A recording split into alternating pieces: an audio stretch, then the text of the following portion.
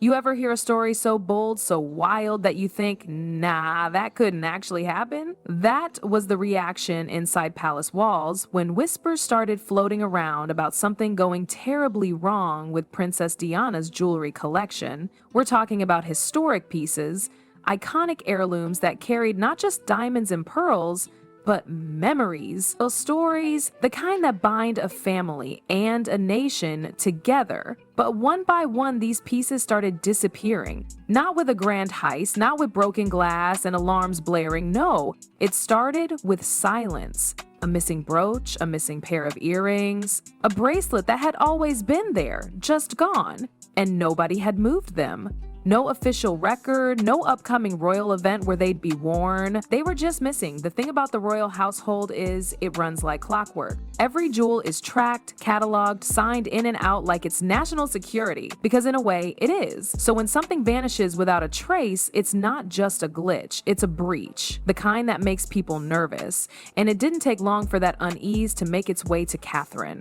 She's no stranger to the weight of legacy. She knew Diana's story not just through headlines, but through William's eyes. These jewels weren't just accessories, they were emotional artifacts. And when one of Diana's most famous brooches, a sapphire and diamond piece she'd worn countless times, vanished, Catherine noticed. She wasn't even supposed to be looking that day. She was prepping for a state dinner, but something in her gut said, check the logs. That was the first real crack. No request, no cleaning order. The brooch was listed as present, but it wasn't. From there, Catherine started digging, quietly. No drama, just calm precision. She checked cleaning records, appraisal logs, loan forms, nothing. And then came the second blow. Another item was missing, then another. All linked to Diana, all familiar to the public, all irreplaceable. Now imagine the pressure. She can't go around throwing accusations. This is a palace, not a reality show. So she keeps it discreet. She pulls aside staff she trusts, people who'd been there for decades.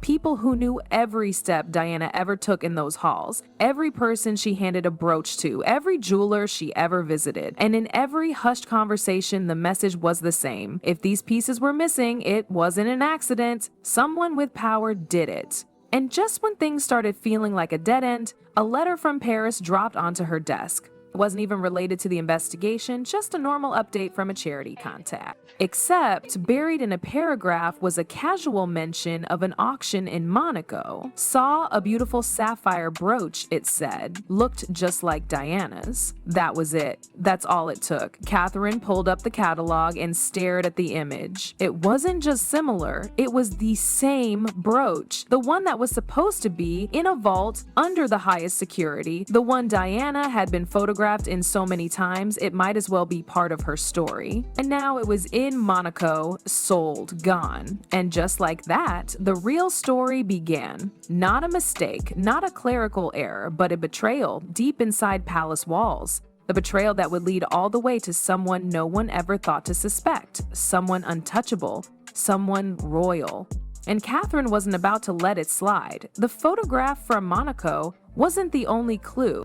In the background of one of the preview event pictures, half hidden behind a group of guests, stood a face Catherine recognized instantly, a senior aide from within the palace. Not someone known for dealing with royal jewels, not someone who should have been anywhere near an international auction. That's when things snapped into focus. This wasn't just about a few missing pieces, this was a pipeline, quiet, deliberate, and orchestrated by someone with access. Catherine wasted no time. She brought the photo to William. No drama, just facts. And as he looked at the image, his jaw clenched. This wasn't some abstract violation. These were his mother's things. Pieces he'd grown up seeing in photos, in locked boxes, in carefully preserved velvet trays, and now they were being passed around Europe like collector's trinkets. They kept it quiet, just the two of them in a very tight circle.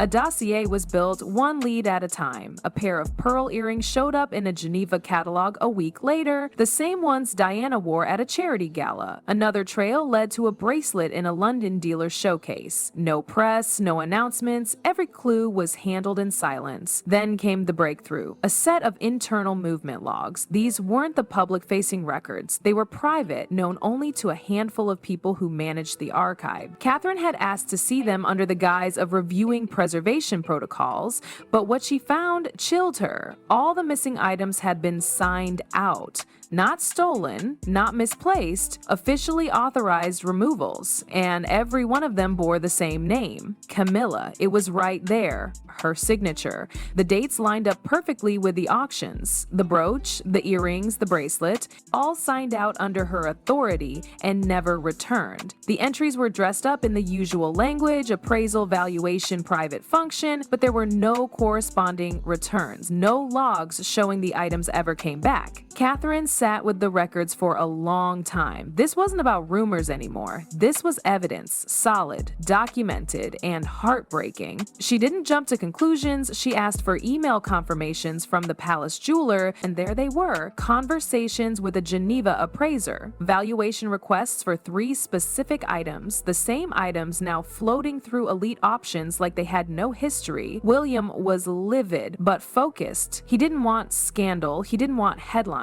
He wanted answers. So they took the next step, a private meeting with the king's most senior official, the Lord Chamberlain. They didn't accuse, they presented facts. Every authorization, every transfer, every sale, the entire network, from the palace vault to European buyers, and all of it leading straight back to someone they had once trusted. Behind the scenes, a discreet inquiry was launched. Investigators with backgrounds in intelligence were brought in under the guise of security protocol reviews. Within days, more pieces of the puzzle emerged. Transport logs, diplomatic cargo clearances, even shell company transactions. They found out the jewels had been shipped out of the country using diplomatic channels, which meant no customs, no questions. Payments were tracked to anonymous accounts funneled through holding firms. But one of those accounts? It linked back to a longtime associate of Camilla. It was a perfect operation, quiet, untraceable. Until now. And the weight of it all landed squarely in front of the king. Everything laid bare. All roads leading to one name, one betrayal, and a decision he never thought he'd have to make. The king sat in his private study, hands folded tightly, eyes locked on the folder in front of him. Inside were signatures, financial trails, auction catalogs, even photographs. No speculation, no rumors, just facts. Facts that pointed to something unthinkable. Camilla, the woman he had stood by through years of scrutiny, had used her access to offload Diana's most treasured heirlooms like they were meaningless trinkets. And she had done it under his roof. There were no royal protocols for something like this. No handbook on what to do when the betrayal came from your own spouse. Charles wasn't just a husband. He was a king, and the monarchy was watching. The confrontation wasn't public. It wasn't loud. It happened late in the evening, when the palace was nearly silent. Camilla was called to the king's study. She arrived composed, as if it were any other conversation,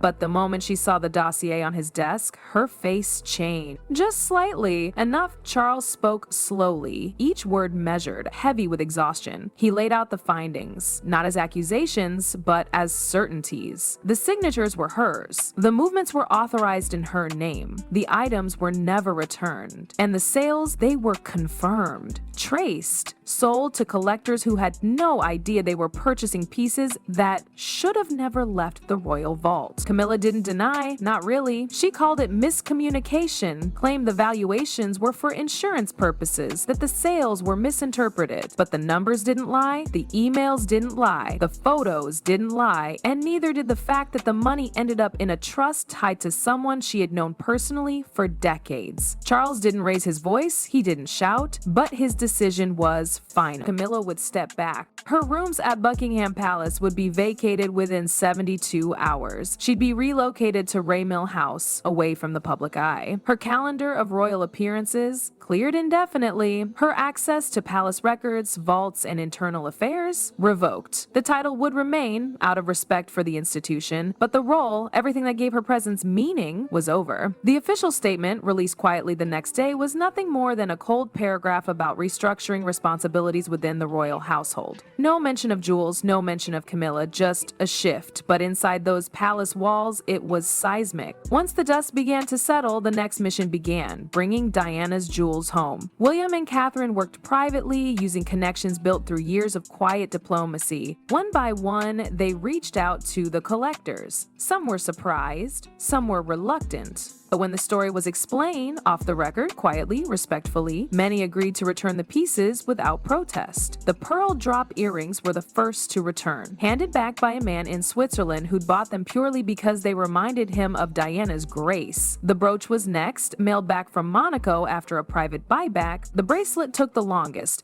It had changed hands more than once. But in the end, it too came home, tucked inside a velvet box and delivered without fanfare. The day the final piece was returned, William stood over the collection, laid out under soft museum lighting. His expression wasn't joyful. It was calm, whole. Catherine stood beside him, her hand resting lightly on the case. These weren't just jewels, they were chapters, and now they were back where they belonged. No press release, no photo op, just peace. Quiet restoration after chaos. The palace felt different, lighter, safer, and somewhere maybe Diana was smiling.